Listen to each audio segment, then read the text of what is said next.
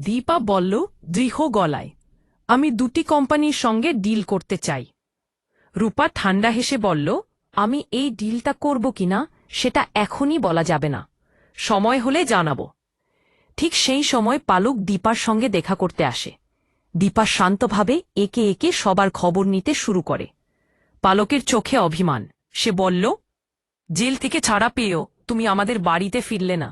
আজ আমাকে দেখেই হয়তো হঠাৎ সবার খোঁজ নিচ্ছ। দীপা একটু থেমে জিজ্ঞেস করে, ডাক্তারবাবুর কি হয়েছে? পালক নিঃশ্বাস ফেলে বলে, তুমি চলে যাওয়ার পর থেকে ও ধীরে ধীরে সব ভুলে যাচ্ছিল। উর্মি নিজে হাতে ওকে সামালেছে। এই কথা শুনে দীপার মনে জ্বর ওঠে।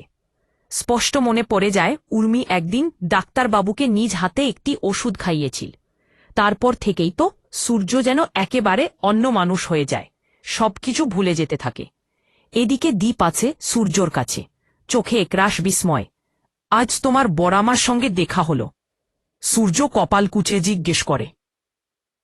দীপ উত্তরে বলে, কার কথা বলছো?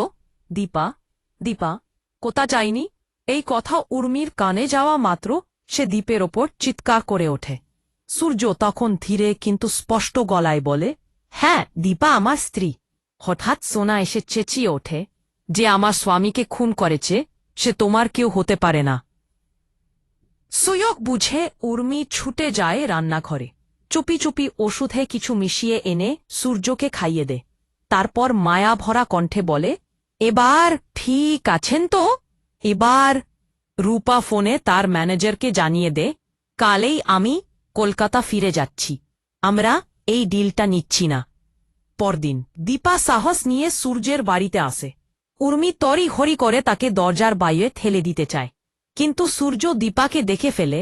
দীপা সেই মুহূর্তেই ঘরে ঢোকার সুযোগ নেই। সূর্য কিছুই মনে করতে পারে না।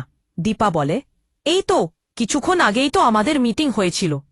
দীপা সূর্যকে একটি ফুলের তোড়া দে।